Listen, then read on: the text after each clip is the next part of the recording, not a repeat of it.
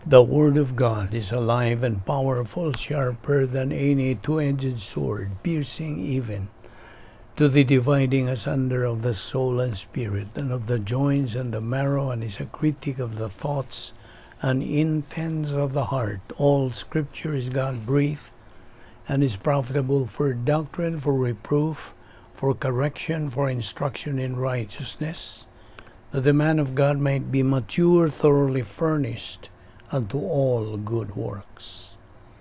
May adlaw sa ato mga subscribers, mga higala, ato mga followers, fellow believers. Welcome no sa ating atong adlaw pagtuon sa pulong sa Dios ug magpadayon kita sa pagtuon ini atong tun-anan nga giuluhan og Positional Truth that Believers Repose ug I think we can finish this session today. Atong tiwason kini atong pagtuon niini. Okay, padayon kita o ekspresyon nga ikaw nakagamit na sa prinsipyo sa 1 Juan 1:9 aron ikaw malimpyuhan sa imong mga sala. Agandam na sabi ka sa pagtuon sa pulong sa Dios. Alang kahimo dili magtutuo ang imong tulumanon mao ang imong paggamit niya ng imong kabubuton sa pagtuo kang Ginoong Hesukristo ingon nga manluluwas. Tumuo ka kang Ginoong Hesus ug ikaw maluwas. Okay? Magandam ta karon sa atong kaugalingon sa di pa kita magapadayon sa pagtuon sa pulong sa Dios pinagi sa hilom nga pagampo. Let us pray.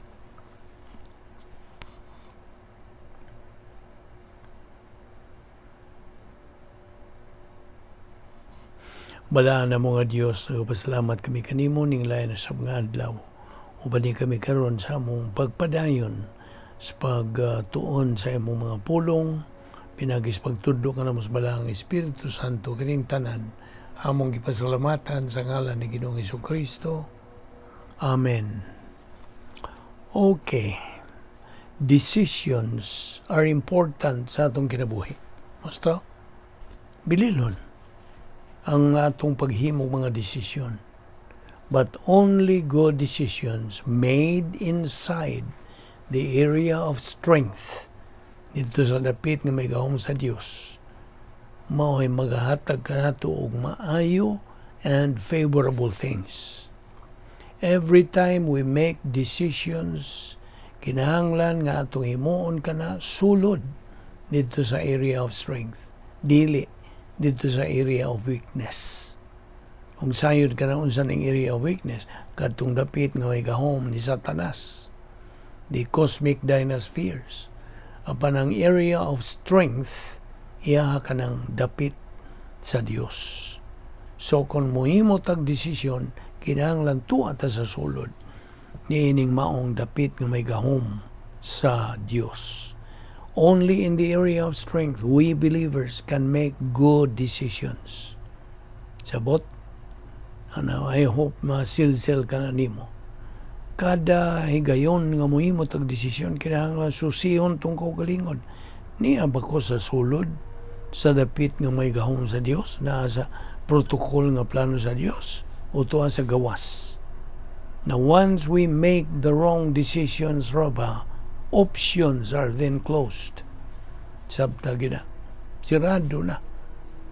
Okay, at that's Colossians 3:23 again. Whatever you do, do your work heartily as for the Lord rather than for men.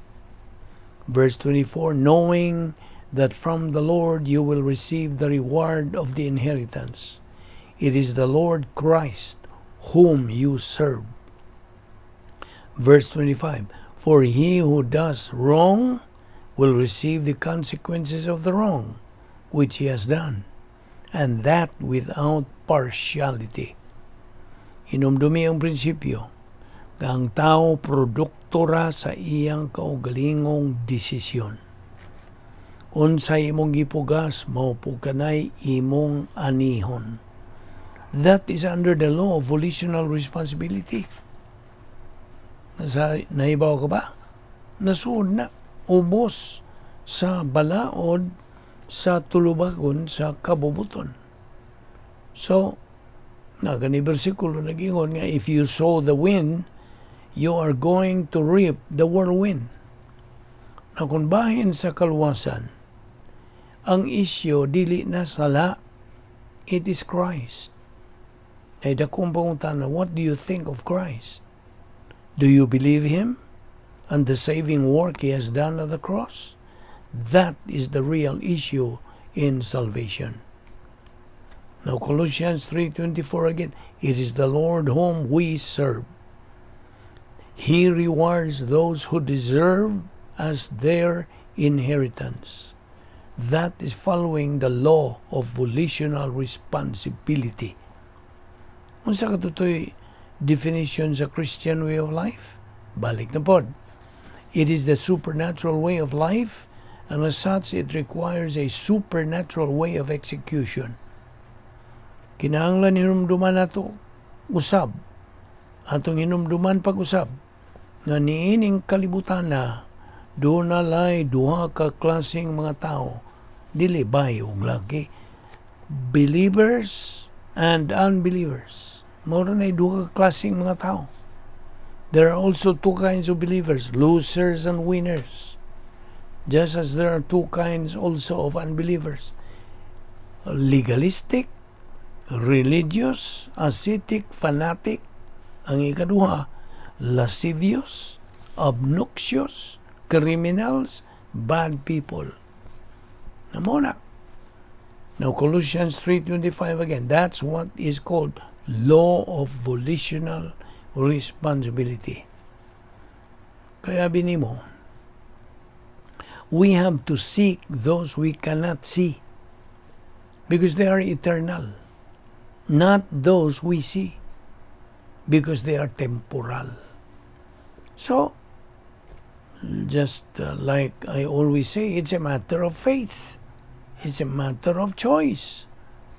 Now, unsa magisulti diya sa Hebrewanon 11, versikulo 1, faith is the substance of things hoped for and the evidence of things not seen. Faith comes from hearing, and hearing by the Word of God, Romans 10:17. Now back to Colossians 3:25, that is the law of volitional responsibility. Principle, man is a product of his own decision.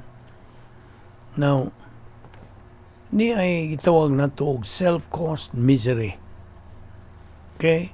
Self-imposed misery. Voluntarily kanang assumed. O nay kining misery is kasakit. Voluntarily assumed. Ang self-induced misery willfully acquired. Ang self-indulged yielding to oneself. Now, kining atong gisgutan nga mga wrong things are the byproducts of wrong decisions. Byproduct. Now, our free will affects the following. Mao ni maapektahan sa atong kabubuton. Ang atong pangunahuna, ang atong pagdasig, ang atong mga desisyon, ang atong mga panlihok. Now, of course, there are two parts of human volition, negative and positive. Ihimplo kanang negative volition results to the following, by the way. Mga ihimplo, flagellation, done especially during Holy Week. Kining itawag og self-imposed misery, voluntarily assumed or endured. Sunod, self-induced misery, willfully acquired. Ang self-indulged misery, yielding to the desires of excessive. So, muna, to avoid these negative results, ang magtotoo, gipay mangnuan, sa paggamit sa 10 problem-solving devices nga gisangkap sa Dios sa mga magtotoo.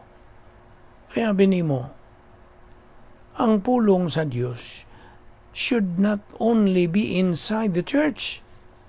It should be experienced in life on a moment-by-moment experience. Now, Bible doctrine we should bear in mind is truth. Kamatuoran ko na. Diya si Hebrewanon, kinigingon og kakma. Diya sa Griego, it is aletheia. Diya sa English, of course, truth. Now, what does John 8:32 say? Kung inomdom ka, you shall know the truth, and the truth shall make you what? Free. So always remember the verse. Colossians 3:25, we reap what we sow. We are a product of our own decision. Dinhi mo man, kini nga itong pagtuon, may tungod ni ining mga butanga nga positional truth that believers repose. Yes, naagid kita dupot na gyud ug ato na gyud nang gihimong second nature sa atong kinabuhi. Ang atong pagkahimutang sa positional truth nga kita nadugtong na hiusa kang Ginoong Kristo. Kini nga atong paghiusa kaniya hangtod na sa kahangturan. Wala na kinutuban, wala na kanang kasangputan, kay kini hangtod na sa kahangturan. Wa ka ba makaamgo nga niadtong higayon nga imong gituuhan sa Ginoong Kristo nga imong manluwas, ikaw na dugtong na hiusa kaniya. Kanang pagkadugtong nga dili kay temporaryo, dili. Hangtod na ka na sa kahangturan. Barugi ka na. Kay kita nagabarog sa kamatuoran, sa pulong sa Dios. Mao lang kini atong kinabuhi ingon nga mga Kristohanon. Kay without it, walay unsa. There is no dynamics or way kaligon sa atong espiritualong pagkinabuhi. So, we cannot afford to go back to where we came from nga sa atong pagkadili magtutuo pa. Wala pa si Kristo sa atong kinabuhi. Karon kay naiusan naman kita kaniya. Ipatuhop, iya ka ng patuyok-tuyok na kini sa atong panimot in the stream of consciousness. Kay kini, bahi na kini sa atong pagkinabuhi, ingon nga mga Kristohanon. Ang kumalikon, ang kinabuhing Kristohanon, dili kasagaran. Ug busa, kini nga itong ginabuhat, mura og the world will consider this unusual. Yes, unusual but unique, dynamic, kanang sophisticated gining maong matang sa pagkinabuhi because we are positionally secured sa atong pagkadugtong paghiusa kang Ginoong Kristo nga diin ato kining gibasihan sa atong uluhan sa atong gitunan. Positional truth is what believers repose. Magampo ta. Balaan na mo nga Dios, nagapasalamat kami kanimo nining matamis nga higayon sa among pagkigambitay kanimo ug sa imong pulong. Salamat ini nga among nakatunan nga dugang gikan sa imong kamatuoran. Inawag na kini mutuhop ngayon sa among alimpatakan ug nga kami magkinabuhi ubos sa imong grasya. Kining tanan among gipasalamatan sa ngalan ni Ginoong Kristo. Amen.